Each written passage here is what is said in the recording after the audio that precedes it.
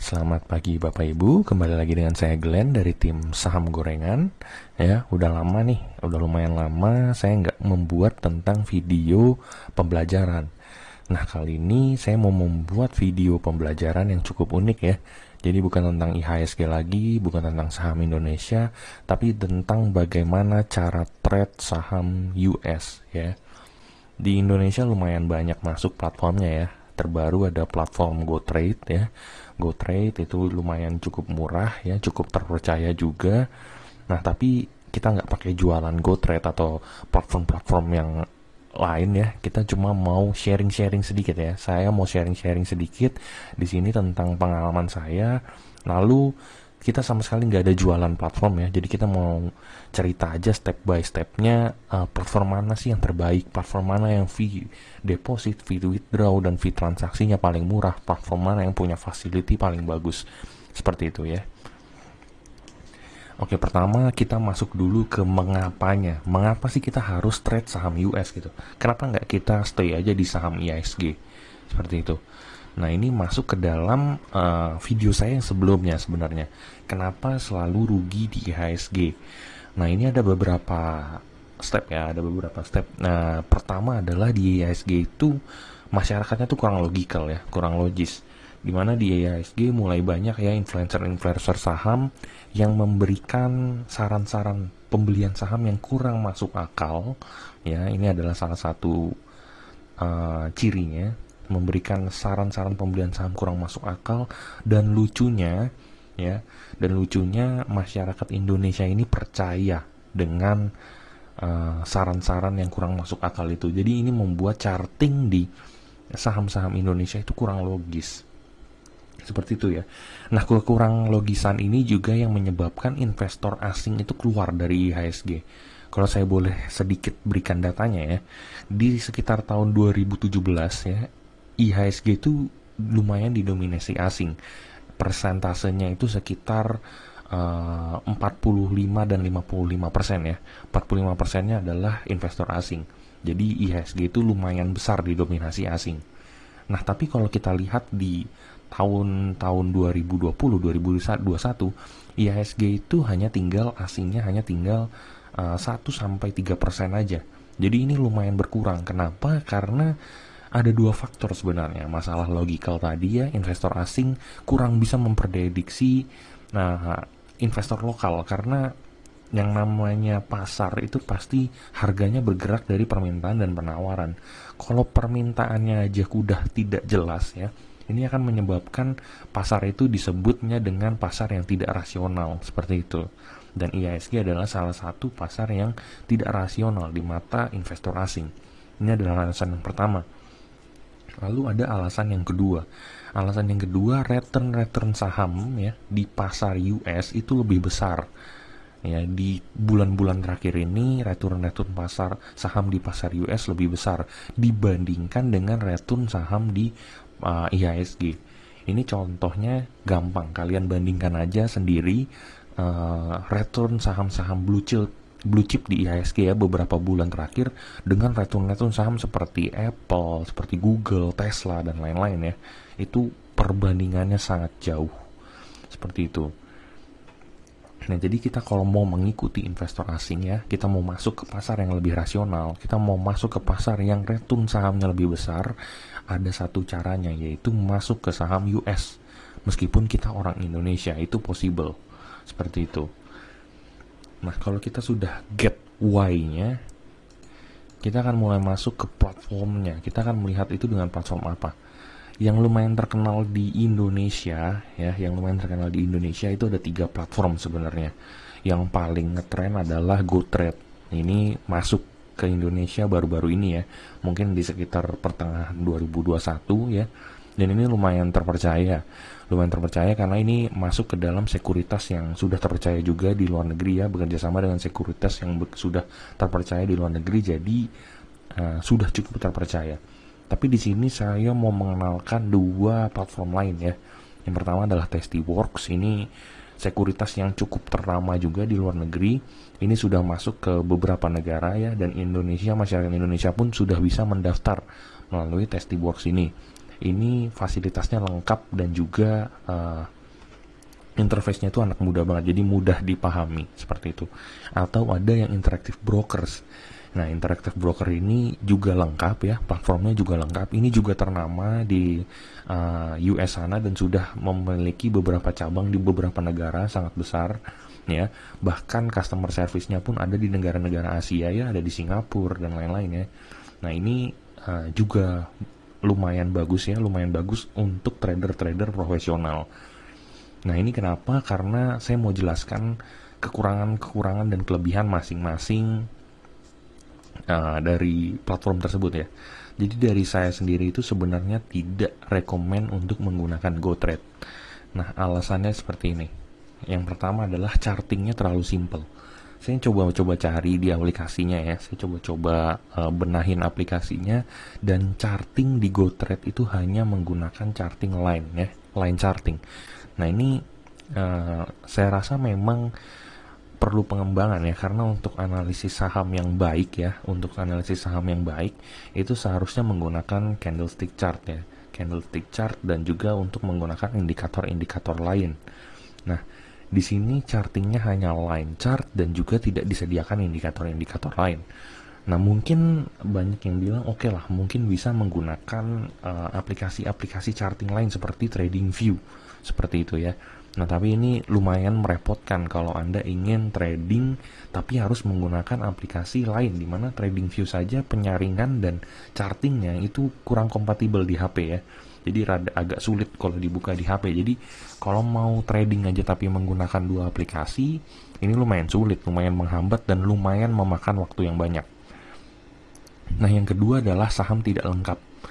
Di GoTrade ini hanya ada 900-an saham, sementara yang sebenarnya listing di New York Stock Exchange saja sebenarnya ada sekitar 2.800 saham sehingga saat ini.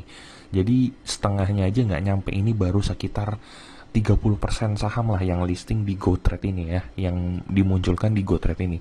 Jadi kalau Anda menggunakan screening dari TradingView ya, saya menggunakan beberapa kali screening dari TradingView, begitu Anda cari di GoTrade, sahamnya ternyata tidak ada. Seperti itu, banyak sekali yang tidak ada, hanya saham-saham top aja yang ada di GoTrade. Jadi kalau Anda ingin trading di saham-saham blue chipnya New NYSE sana ya, itu bisa di GoTrade. Anda mau beli saham Google, Apple, Tesla yang saya bilang tadi itu bisa. Tapi kalau Anda mau melakukan trading harian, mencari saham-saham small cap seperti itu ya, itu tidak bisa di GoTrade karena beberapa saham small cap itu tidak ada. Nah, fee withdrawal itu juga sangat besar. Yang ketiga, fee withdrawal dari GoTrade itu sangat besar. Ini mungkin yang nggak diinfokan di awal ya. Yang diinfokan di awal adalah depositnya gratis, fee transaksinya murah seperti itu. Tapi fee withdrawal dari GoTrade sendiri itu sekitar $14. Jadi kalau Anda dalam sekali tarik ya, dalam sekali tarik itu $14, yang artinya kalau dirupiahkan itu sekitar hampir 250 ribuan ya, 250 ribu rupiah. Untuk sekali tarik 250 ribu rupiah itu sangat besar sebenarnya. Meskipun di state dari pihak GoTrade kalau fee tersebut itu untuk transaksi wire-nya ya, transaksi antar bank, di mana kita bisa melakukan transaksi ke bank BCA ya, ataupun bank-bank lain di Indonesia. Tapi ini fee withdrawal-nya lumayan menghambat kalau Anda ingin melakukan trading ya, di mana trading harus melakukan withdrawal yang mungkin cukup konstan seperti itu. Nah, yang keempat, aksesnya ini masih dibatasi. Jadi tidak semua orang itu bisa bermain di GoTrade. Jadi mereka menggunakan sistem invitation atau sistem referral, di mana kalau Anda mau mendaftar di GoTrade, ini harus Anda memasukkan invitation dari orang lain yang sudah menggunakan GoTrade sebelumnya. Jadi sistemnya lumayan bercabang seperti itu. Dan yang kelima, ini masuknya ke tradingnya itu dibatasi. Jadi terakhir saya cek kalau Anda ingin melakukan trading di GoTrade itu hanya bisa 3 kali dalam 1 minggu ya. Dalam range 1 minggu hanya bisa melakukan 3 kali transaksi saham. Jadi kalau Anda mau melakukan transaksi saham keempat atau kelima, itu harus di minggu berikutnya. Nah, ini cukup mengganggu kalau trading Anda menggunakan trading Anda adalah jangka waktu pendek ya. Ini sangat mengganggu, dimana saat Anda mau melakukan penjualan ternyata sudah habis ya batas trading Anda. Seperti itu. atau mau melakukan pembelian baru sudah habis seperti itu. Jadi GoTrade ini kesimpulannya tidak cocok dilakukan untuk trader atau trader jangka pendek ya. Ini lebih cocok untuk jangka menengah ataupun panjang, karena yang pertama tadi chartingnya yang terlalu simple, dimana dimunculkan hanya line ya, grafik line, dimana grafik line itu hanya untuk melihat tren jadinya. Ini jadinya hanya bisa dilakukan untuk tren jangka panjang atau menengah. Lalu tradingnya tadi dibatasi, dan saham-saham yang dimunculkan pun hanya saham-saham top yang mungkin fundamentalnya oke untuk jangka menengah, seperti itu. Jadi kalau dari saya kurang recommended ya untuk GoTrade ini. Mungkin karena masih barunya ini, jadi masih ada beberapa development, dan yang awalnya seperti ini. Nah, yang saya sarankan itu adalah menggunakan interactive brokers ya, atau IBKR, bahasa lebih umumnya dikenalnya. Nah, di sini itu withdrawalnya itu free dari IBKR. Ini saya bukan jualan ya, tapi dari saya menggunakan 3 sekuritas tadi yang lumayan terkenal di Indo, yang terbaik menurut saya saat ini adalah IBKR. Nah, di sini IBKR itu withdrawalnya free dalam 1 bulan sekali. Jadi kalau Anda melakukan withdrawal dalam 1 bulan itu 1 kali, withdrawalnya itu free. Nah, untuk withdrawal kedua, ketiga, dan seterusnya itu nanti dikenakan biaya. Biayanya itu sekitar $10 kalau saya tidak salah dalam sekali withdrawal, sekitar 150.000 ya kalau dirupiahkan. Nah, di sini feature-nya juga full. Nanti saya jelaskan lebih dalam masuk ke dalam feature di platformnya. Nah, di sini ada transaction fee-nya ya, tapi transaction fee-nya itu cukup murah, di mana IBKR itu transaction fee-nya itu $0,005, atau kalau dirupiahkan menggunakan kurs rupiah saat ini sekitar 72 perak per share ya. Jadi nggak terlalu kerasa lah kalau Anda beli saham-saham US, apalagi saham US itu harganya jangan dibandingkan dengan saham luar ya. Saham US itu harganya besar, jadi Anda nggak mungkin beli dalam jumlah share yang banyak sebenarnya gitu, kecuali dana Anda sangat besar ya, seperti itu.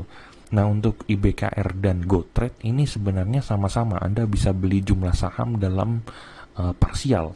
Yang tadi saya bilang, Anda nggak perlu beli sahamnya itu di 1 lot ya, sehingga kalau 1 lot kan lumayan besar dan yang harus Anda keluarkan. Anda bisa belinya parsial, misalkan 0,1 lot, 0,01 lot, dan sebagainya kayak gitu. Jadi minimum dana yang Anda perlukan untuk trading itu kecil. Untuk IBKR dan GoTrade ini juga masing-masing tidak ada minimum deposit, jadi cukup murah ya untuk bisa mulai trading di sini. Nah, jadi yang saya sarankan adalah mungkin Anda kalau saat ini masih menggunakan GoTrade dan mau menseriusi trading di saham US ini, Anda bisa berpindah ke IBKR seperti itu. Nah, saya mau jelasin ya, karena mungkin agak rumit bagi yang Anda yang belum pernah melakukan deposit di saham US atau di sekuritas US, dimana bank-bank yang Anda miliki di Indonesia itu kebanyakan tidak aktif di US. Untuk bisa trading saham US, Anda perlu melakukan deposit itu ke bank yang aktif di US. Lebih sering itu adalah Citibank biasanya, Citibank MA ya. Nah, caranya adalah, contohnya kalau di interactive broker itu adalah masuk ke dalam deposit ya. Setelah Anda open account, Anda akan masuk ke dalam deposit. Tampilannya adalah seperti ini. Anda bisa melakukan transfer funds ya. Di sini ada make a deposit dan pilih bank wire. Nah, bank wire. Nah, bank wire ini kurang lebih perlu 1 hari ya, kurang dari 1 hari untuk melakukan konfirmasi. Jadi dari pihak sekuritasnya itu perlu melakukan konfirmasi. Dan saya menemukan 2 cara yang paling murah untuk melakukan bank wire ini di Indonesia.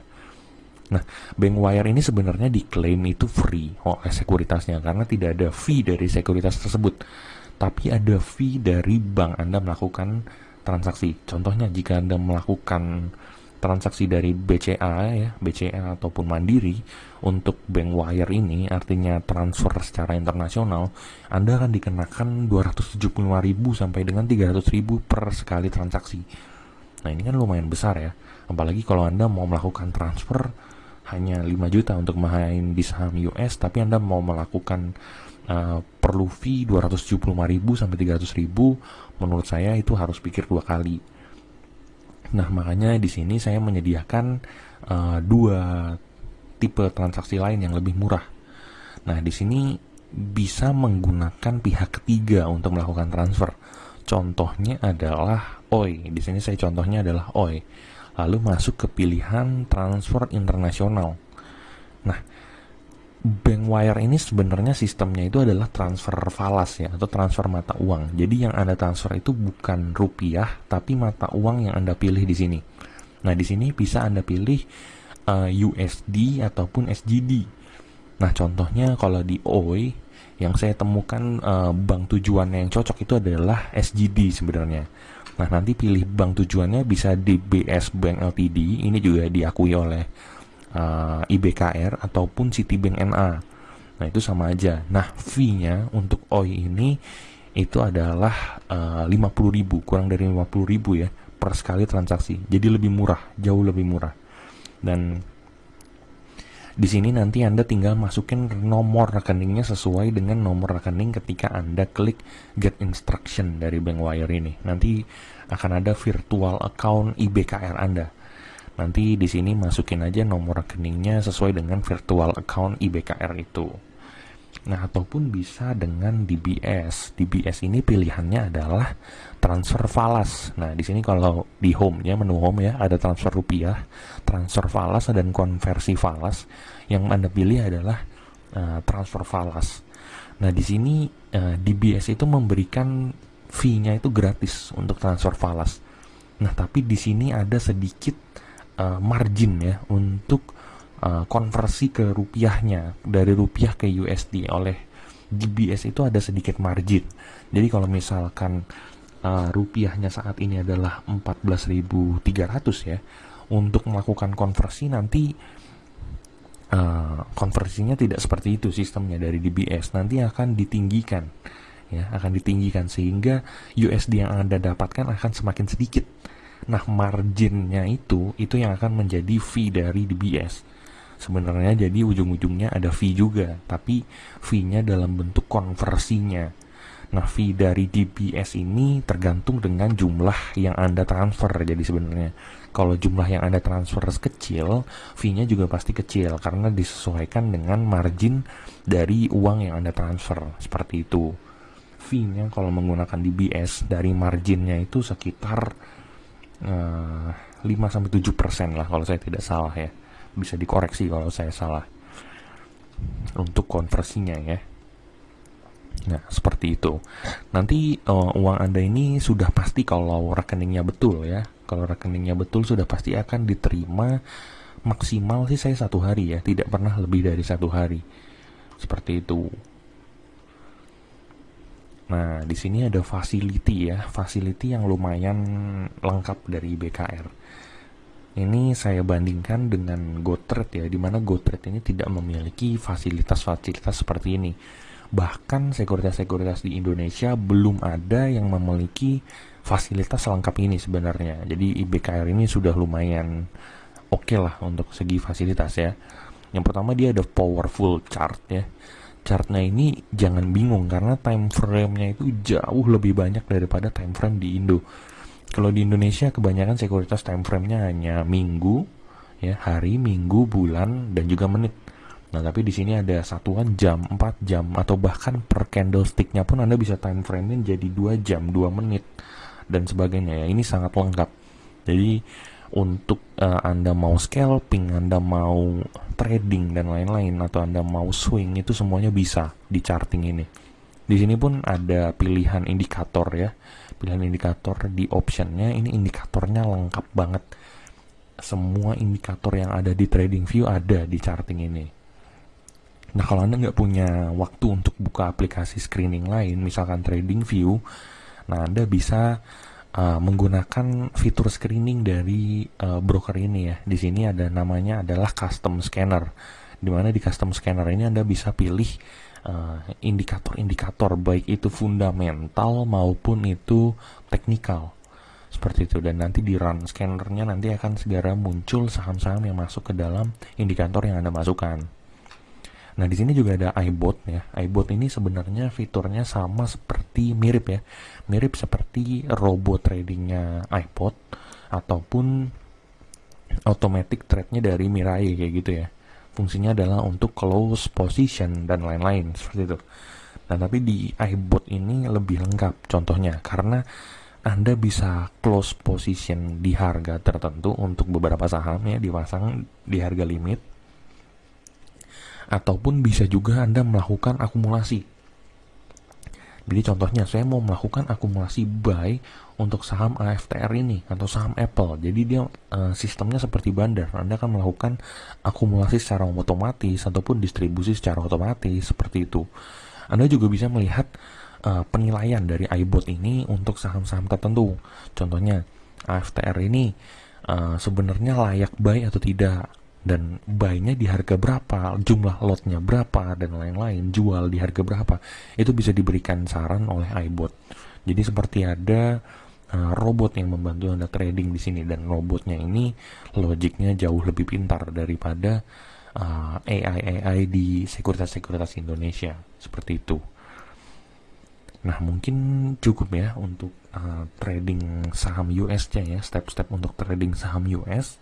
Kalau Anda tertarik ya untuk memulai saham US, Anda bisa melakukan komentar ya, ataupun jika ada pertanyaan-pertanyaan terkait step-step yang saya berikan di sini, karena ini lumayan singkat ya, Anda bisa komentar di bawah apa aja yang membingungkan buat Anda. Dan nextnya mungkin kalau sudah banyak yang bergabung, kita akan buat grup khusus untuk saham US ya, dan nanti saya akan sharing cara screeningnya ya di video YouTube berikutnya mungkin, karena saya menemukan screening yang lumayan cocok untuk swing di saham US seperti itu. Terima kasih.